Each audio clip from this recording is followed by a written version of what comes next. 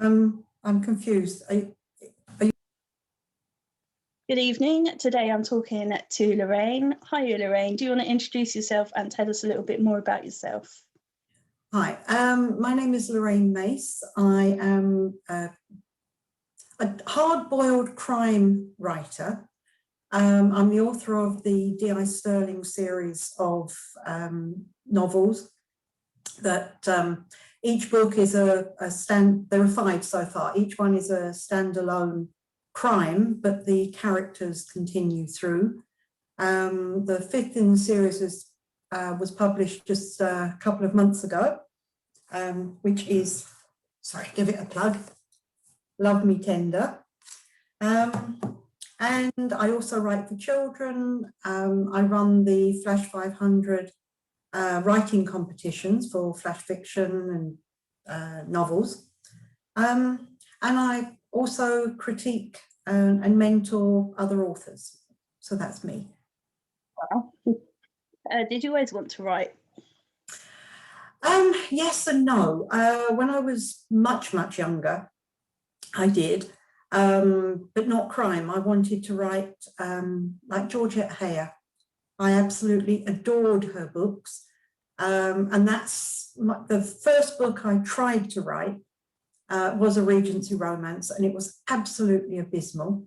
I think I managed maybe 4 chapters before I realized that what I was doing was actually pure plagiarism. And thought, oh, okay, I'll put it to one side. And then something like 20, 30 years later, I started writing seriously. And what pushed you to do that? Oh, I've lived in a number of countries, and when we moved to France, a lot of people said, you know, what are you going to do with your time? And I was very blasé and said, oh, I'm going to write short stories for the women's magazines. Completely, I had no previous experience in writing short stories. The last time I'd written a short story was when I was at school. And the arrogance, if I look back on it now, the arrogance of it, oh, this is what I'm going to do. More rejections than I care to think about later. I thought, maybe I should learn how to do this properly. And that coincided with my first acceptance, and the money that I got for that short story, I bought a Writers' Bureau course, and I haven't looked back since. And in January of this year, I was a tutor for the Writers' Bureau. Oh, wow. So what made you decide to write crime? Again, I think I have to go back to the Writers' Bureau course. At the time, I was reading a lot of crime, not particularly British authors, more American, Michael Connelly, John Lascroart, Dennis Lehane, you know, lovely writers, but very American. And one of the assignments was to write out a plot for a novel. And because I was reading crime at the time, obviously that's where my mind went. And I wrote the first 3 chapters of what later turned out to be the first of the D.I. Sterling series, and left it for years. All I did, because it was an assignment for the Writers' Bureau, I did that and nothing else with it. And years later, I finished it and sent it off. And I was lucky enough to get it published. And did you know when you published that one that it was going to turn into a series? No, that wasn't my intention. I thought, okay, I'll finish this one and that will be it. But when I submitted it, the very first thing that the publisher came back with was, well, what's the synopsis for the next one?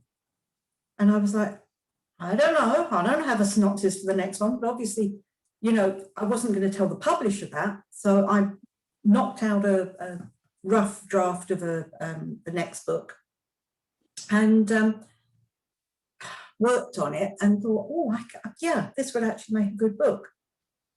And 5 books later, here I am. Do you plan to continue it? Yes, I've already started book 6, but in the meantime, my publisher Headline, they've contracted me to write 2 standalone psychological thrillers. So I've just sent off the first one to the editor, and I've started the second one. So until they're out of the way, I won't go back to the Paolo stories. And did you prefer writing the series or the standalones?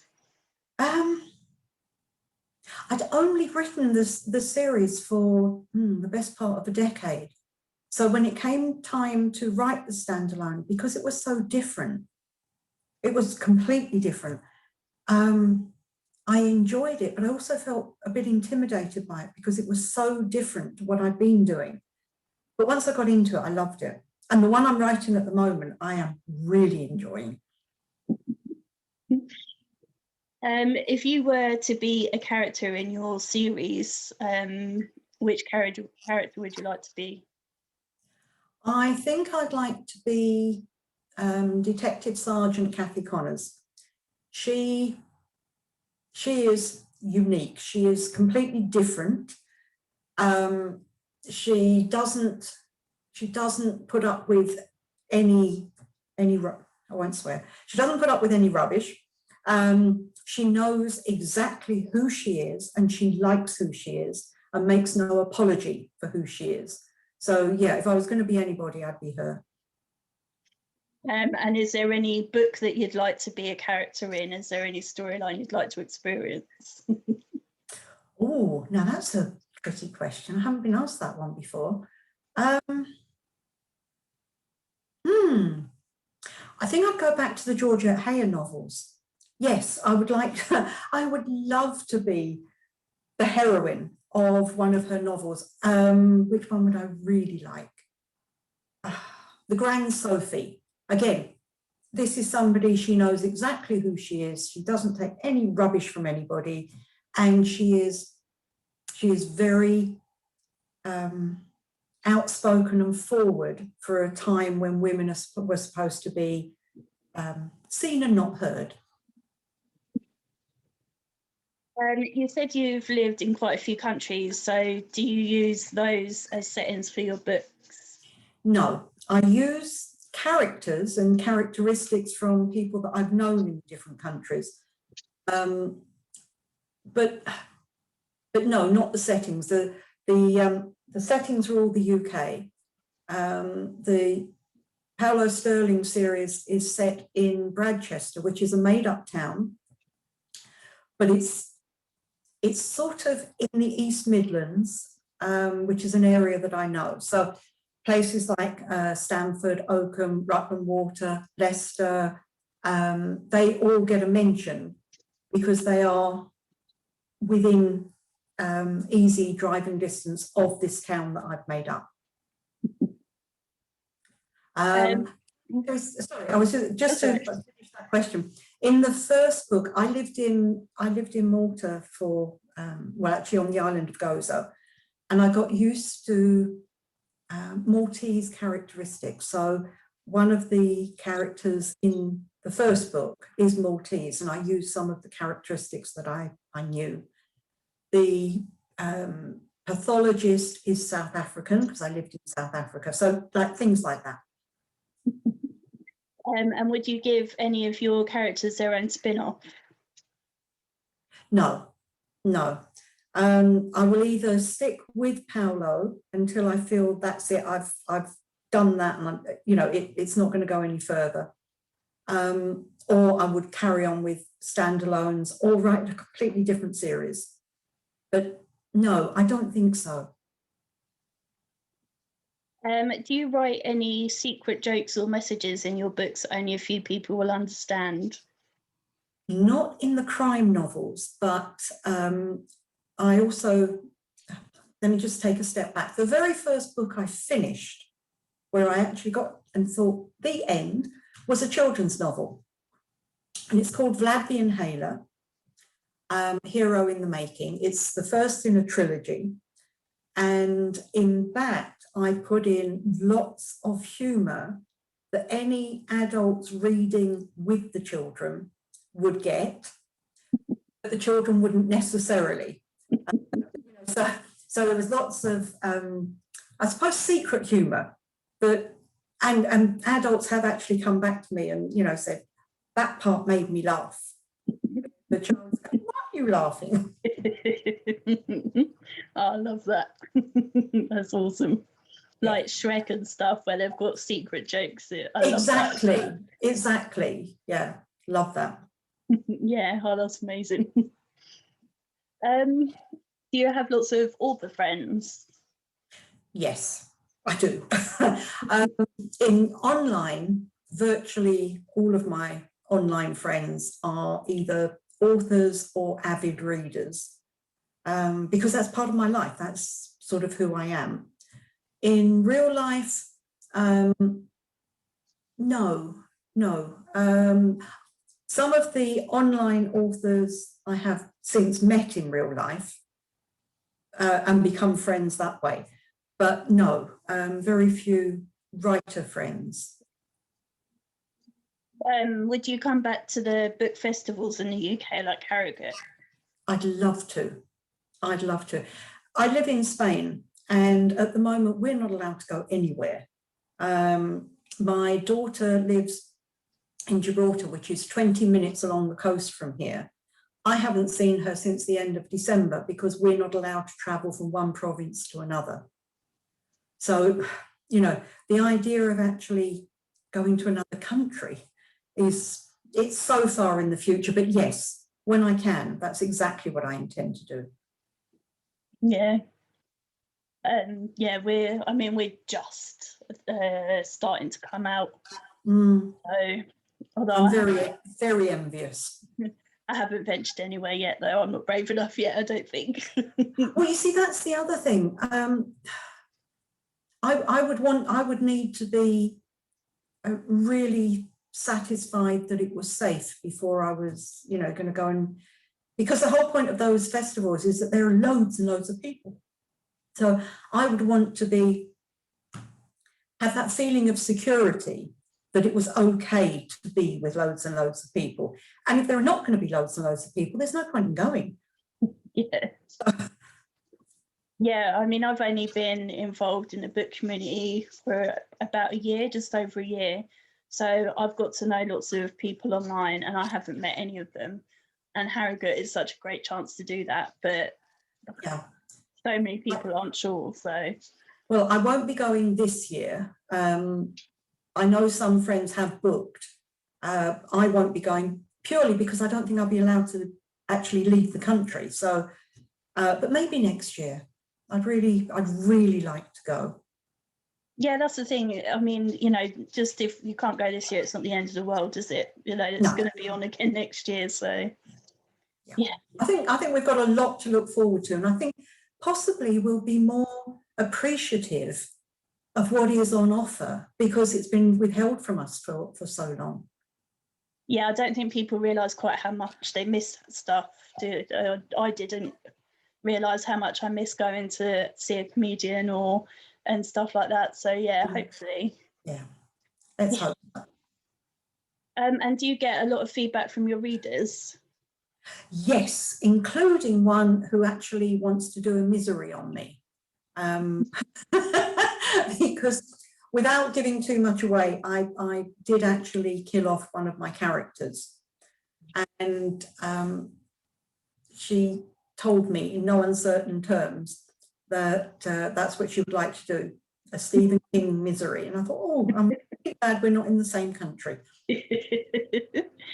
Yeah, there's an author here called Mark Tilbury, and his art group is called The Twisted Annies, and that is because of misery. Right. So, yeah, and we're in the same country, so I think he gets quite scared sometimes. I can imagine. Yeah, I do actually get quite a lot of feedback. In the fourth book in the series, I actually was totally fed up with this whole women as victim situation. And I thought, oh, you know, it's time the men were the victims.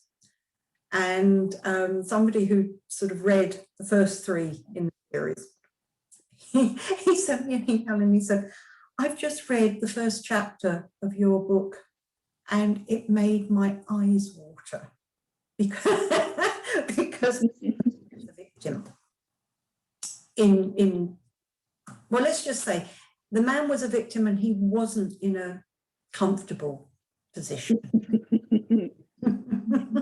Oh dear.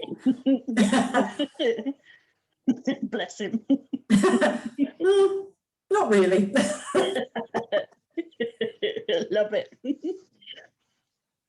Do you ever have dreams or nightmares about your characters?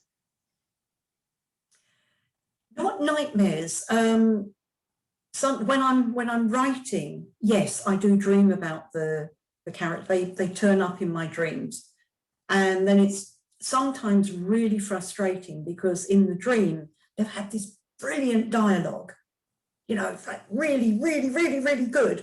And I wake up and I think, I must write it down, I must write it down. And of course, by the time I've actually got to somewhere where I can write it down, it's gone. So yeah, that is frustrating. But yes, very often, not so much in dreams, because like that's where the dialogue happens. But I run in the mornings, and if I've got a plot problem and I'm not thinking about it while I'm running, the answer will actually come to me out of the blue. So, but not in dreams, which is just as well, because I actually manage to remember it when I'm running, because I run so and so and so and so, so and so and so and so, so and so and so. And then I come in and say, don't speak to me, got to write this down. You should have a dictaphone by the side of your bed and when you run, so then you could be free. But by the side of my bed would be good. I have to tell you, running, no. I can barely breathe. Never mind, actually. I wouldn't understand a word I'd said. Yeah, perhaps not then. What's your worst nightmare, and would you write about it or have you written about it? My worst, no, I haven't written about it, and I wouldn't write about it because I don't write horror. My worst nightmare, I think, was a fairly sort of standard one, where it was like a black background and a mask, but it was a clown's face. And every time I took off the mask, there was a different one underneath that was actually more sinister and frightening. Quite what that says about my subconscious, I have no idea. But it was, it was years and years and years ago, but I've never forgotten it. It was absolutely terrifying. Yeah, it was made me look, I don't mind clowns either, but you know. No, well, see, I don't like clowns. And that was, it was almost like, you can't get rid of me. I'm just going to keep coming back and keep coming back. But each time I come back, I'm going to be more frightening. Yeah. Ugh, yeah. Don't have that dream tonight. Yeah. We'll think happy thoughts for the rest of the interview. Yeah. Okay. If you were able to spend a day with any author, alive or dead, who would you like to spend the day with? Oh, you do ask really good questions. Terry Pratchett. I love his Discworld series. I think he's just absolutely brilliant. It just got better and better with every book. Have you read his series? Do you know his book? Read 1 or 2, I think. Yeah, when I was like a teenager, I think. The thing I love about it, I think of him as the Jonathan Swift of our time, because what he did in his books, he held up a mirror to us and said, okay, this is who you are. You can either laugh at yourself, or you can laugh at yourself and try and do better, or you can laugh at other people and not do better. I just loved the way he used humor and speciesism.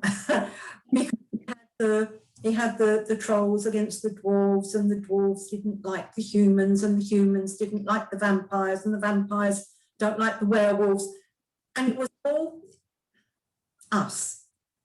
It's us and our prejudice and narrow-minded ways of looking at the world. But he used it in such a way that you couldn't help laughing, while at the same time acknowledging this is who we are and we need to do better.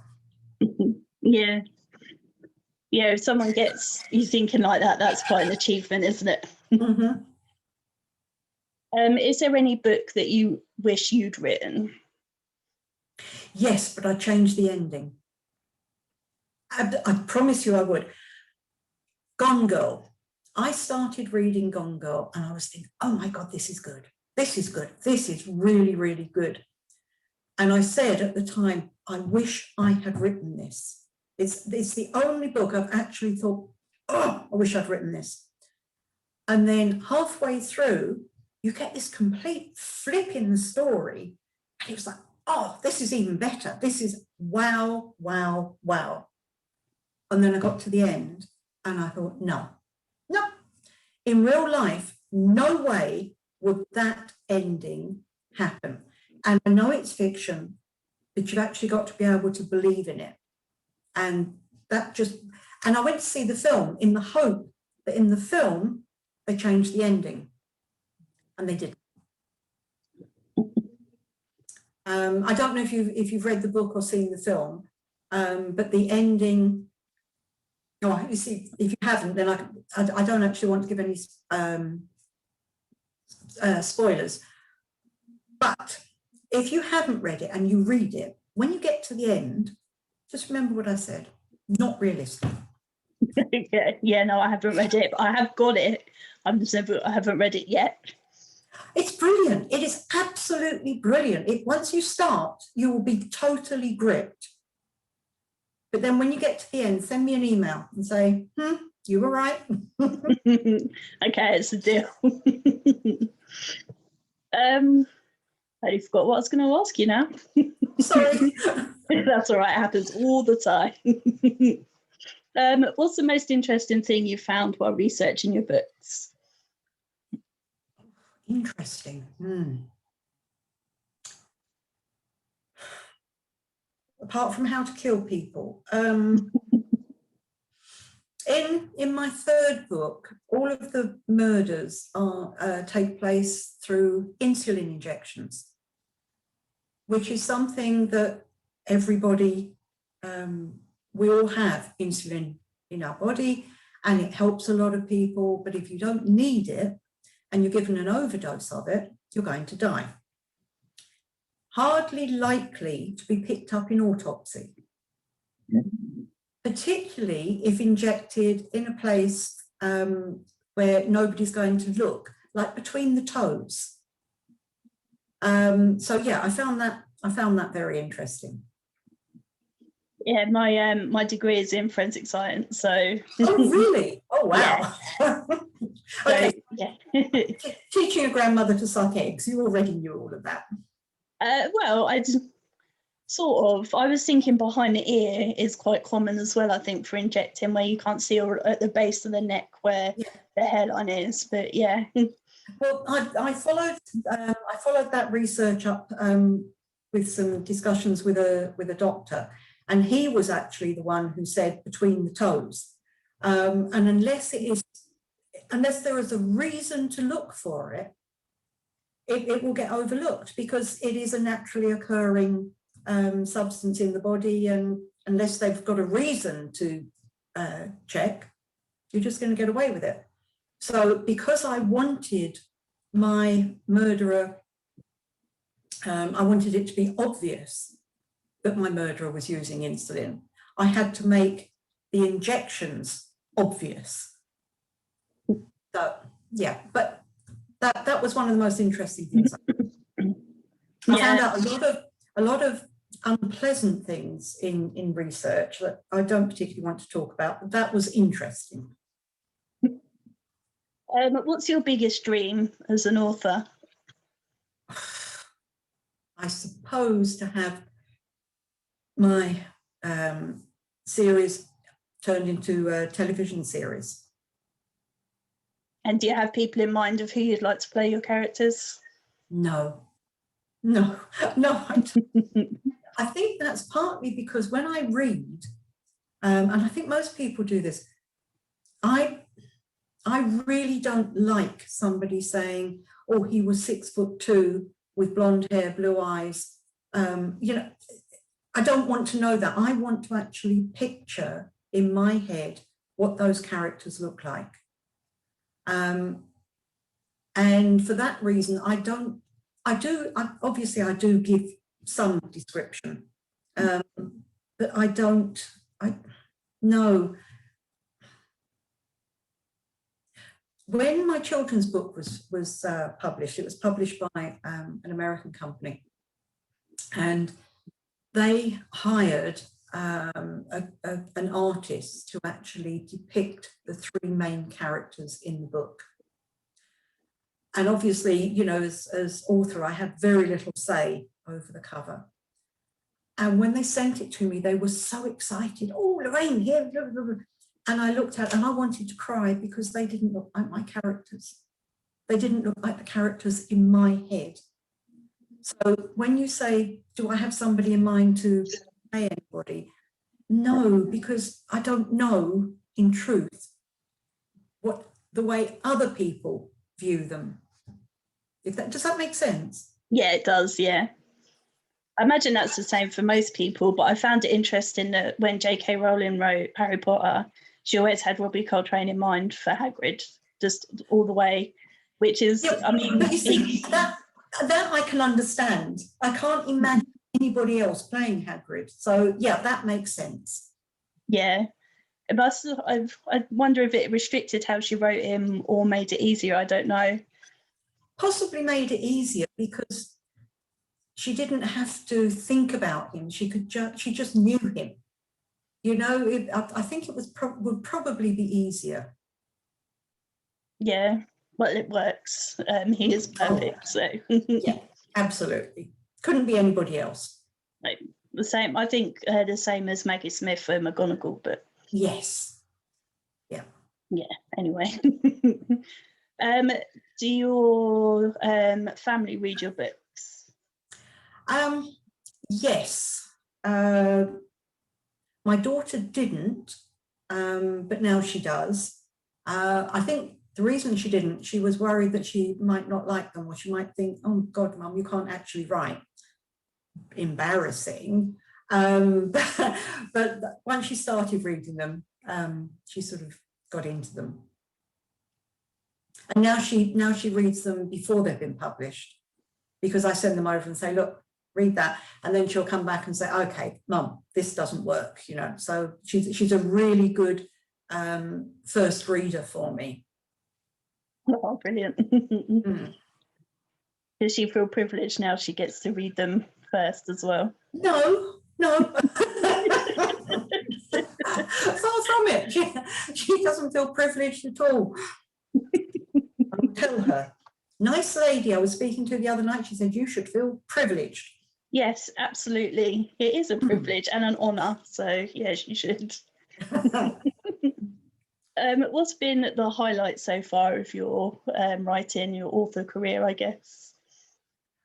I was a #1 bestseller on Amazon Australia for about 3.5 weeks with the second in my series. So that was lovely. I think the real highlight is every time I get an email from a reader saying how much they love the books. And I suppose being taken on by headline, because that's part of the big 5, which was really exciting. I don't know, I think there's still a lot to come. I hope. Yeah, it sounds like it, so I think there will be. I think you're fine. I hope so. What do you like to do when you're not writing? Well, I run. My whole day is taken up to do with writing, though, because I write my own books in the morning, and then I work on the books of other authors in the afternoons. And as I said, I run the writing competitions. I spend time with friends and family. I don't read as much as I used to, which is really sad. But that's partly because my whole day is taken up with reading and writing. But when I get a book that really grabs me, then reading for pleasure. Of any of the books you've been sent, have you thought, wow, this is the next big thing, and anyone really stood out? Yes. And every time I've thought that, I have been wrong. And the reason I've been wrong is that it is so hard. Our industry is ridiculously hard. I have read some absolutely brilliant books that I've given feedback on, that if it landed on the right desk at the right time, would definitely go on to be a bestseller, but hasn't landed on the right desk at the right time. You know, if you think the even mid-range agents get sent hundreds of books every week. They'll maybe take on 2 new authors a year. The big agencies, they'll maybe take on 5 new authors a year, but they get sent maybe thousands. So, you know, that your chances of being picked up by an agent are really small. And then the agent is pitching your book against lots of other agents to publishers in the hope that, you know, it will get taken up. So there have been a couple that I really felt really should have been taken up. And maybe they still will be. So I have told people, just keep sending them out. Yeah. Yeah. Yeah, it is. I didn't realise actually, but since getting to know authors, I see how hard it is, how hard they have to fight just to get a sale. It's tough. It is absolutely ridiculous. And the thing is, unless, you know, if you think, I can't remember the exact figure, but it was some ridiculous figure of the number of books that get published on Amazon, just Amazon, every year, particularly now where there are so many self-published books. And I'm not knocking those, so please don't think that I am. But where before the only books that really were, if you go back, I don't know, 20 years, there were very, very few self-published books. Now there are a lot of authors who have written great books, cannot get where they want to be the traditional route, but those books deserve to be published, and so they get published. But that just, you think of the number of books that are out there. How do you actually get your books noticed? And that's the same, however you're published, whether it's self-published or traditionally published, how do you get your books noticed? It's really hard. With the publishing houses, they will give a new book a certain amount of time. And if it doesn't take off, well, they move on to the next one. Yeah, that's $1 million question, isn't it? If we knew the answer to that, then it would be sorted. I mean, I've read books, and I'm not going to name them because I really do not like knocking authors or books, but I have read books that have had a massive marketing team behind them, that have made the #1 on the Sunday Times books, blah, blah, blah. And I've read it and I've thought, this is actually a load of tosh. You know, there are other authors that I've read that can't get even and can't get a sniff of a deal that are so much better. So there's a huge amount of luck that comes with it. Yeah, I spoke to Mark Billingham, who is obviously majorly successful, and he said, I've been lucky. He said, all the way, I've just had luck. He said, you know, I don't claim to be a better writer than anyone. He said, I've just had so much luck along the way, which, you know, is quite nice that I suppose that he acknowledges that. Yeah. Look, first you've got to have a certain amount of talent. You've got to be able to write. But there are, as I said, there are authors that I know that write amazing books and they're just not selling. You know, and that's like with big publishers and they're still not selling because it just, you know, they just don't take off, and it baffles me sometimes. And then, as I say, I'll read something that's supposedly the best thing that's come out this year, and I think, well, no, so-and-so's book is much better. Yeah, I agree. I mean, I read indie authors now, and some of their books are amazing and absolutely brilliant. Yeah, absolutely, like out of this world good. And you know, you go into a bookshop, they wouldn't even know who they were. No, and they won't stock them.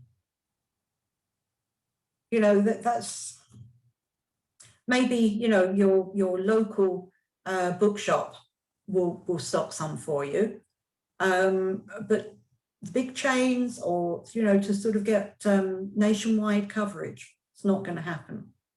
Libraries are great. My books are in the library, and you know, it's great to know that they are being read. And you know, that's what we want really as writers. We want our books to be read. Yeah, I haven't met one yet that said they want to be a millionaire. No, and you know, and I don't want to be famous. I'd like my books to be read. I'd like people to be talking about my books, but for me, no. On a personal level, no. Yeah, I don't blame you. What's the last book that made you cry?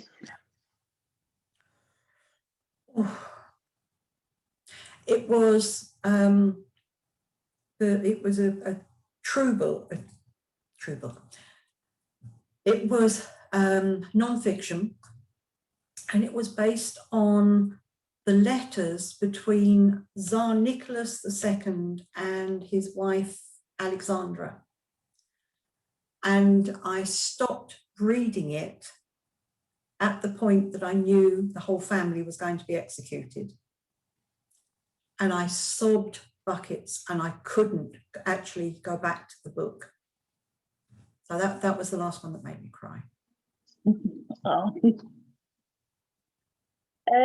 If you were to invite 4 famous people to a dinner party, who would you invite? Catherine the Great, Terry Pratchett,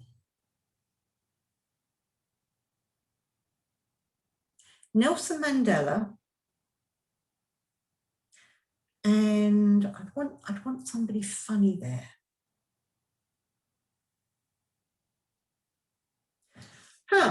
Mickey Flanagan. Awesome. God, that'd be some dinner party, wouldn't it? It would, yeah. I'm not sure what the others would make of Mickey Flanagan. Well, that's why I'd want him there, because you need, I think for the others, you actually need somebody totally outrageous. And yeah, I think he'd fit the bill. Yeah, and he wouldn't care either. No, exactly. He wouldn't. You said you've lived in lots of countries. Is there any that you haven't been to that you'd like to go to? Yes, I'd like to go to New Zealand. I'd like to go to Russia, but Tsarist Russia, not communist Russia. You know, I'd like to go to the Winter Palace, and I'd like, you know, that sort of Russia. Where else would I like to go? I don't think there's. No, I'd like to, believe it or not, I'd like to see more of Spain. You know, can't at the moment, although I have been to some lovely spots here. But no, in countries, I think that's probably about it. And if you were able to travel anywhere in time, back or forward, where would you like to go?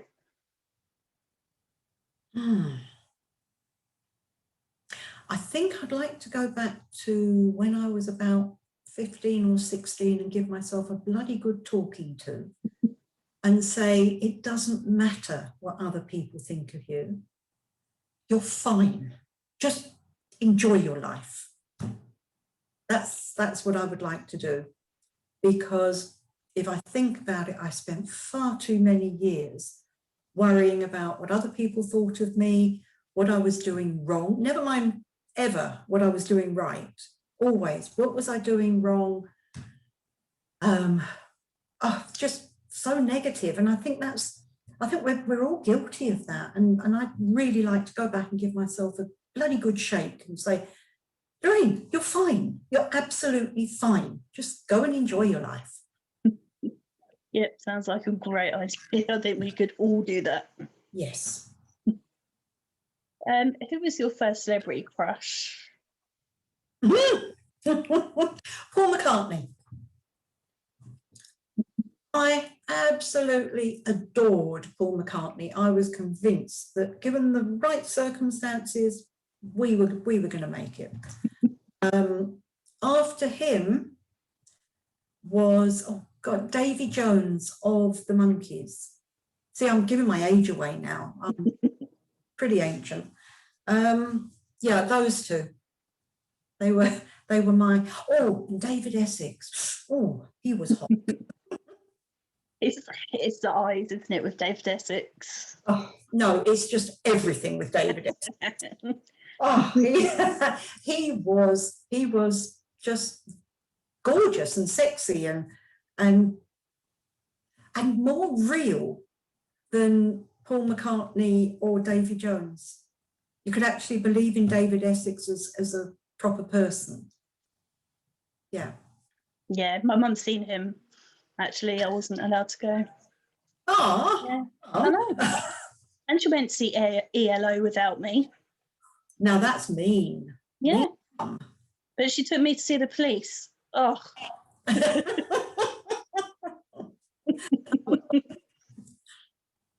Yeah. It was all right, actually, to be fair. But I swear me and my sister were the youngest people in the whole crowd. Well, probably. Yeah, but hey. It's one of those. I've been to see them, so yeah. No one else knows who they are when I tell them. Have you forgiven her? No. Oh, okay. Yeah. Could you bear a grudge? Yeah. Well, absolutely, yeah. But for life. Yeah, of course. So you said you're working on your second psychological thriller at the moment. So what's coming after that? Oh, after that, probably book 6 in the D.I. Sterling series. And then after that, I'd like to do a couple more psychological thrillers standalone, because I really enjoyed the first one. And as I say, this one, I am totally into it. Love it. Well, I don't think I have any more questions for you, unless you think there's anything I haven't asked you that you want to tell us about. I don't think so. You've asked some absolutely fabulous questions. Really, some of them's like, oh, okay, I can ask that before. I've really enjoyed it, and thank you for asking me. You're welcome. So before we go, would you like to tell everyone where they can find out more about you and where they can find your books? Okay, they are obviously available on Amazon. Lorraine Mace, LORRAINE MACE. They're also available, I believe, in bookshops in the UK. They're available at the library. You can find out more about me from my website, which is www.lorrainemace.com. I'm on Twitter @LowMace. I have a Facebook author page. And that's it, I think. Awesome. Well, thank you very much. Well, thank you. Thank you for asking such brilliant questions. You're welcome.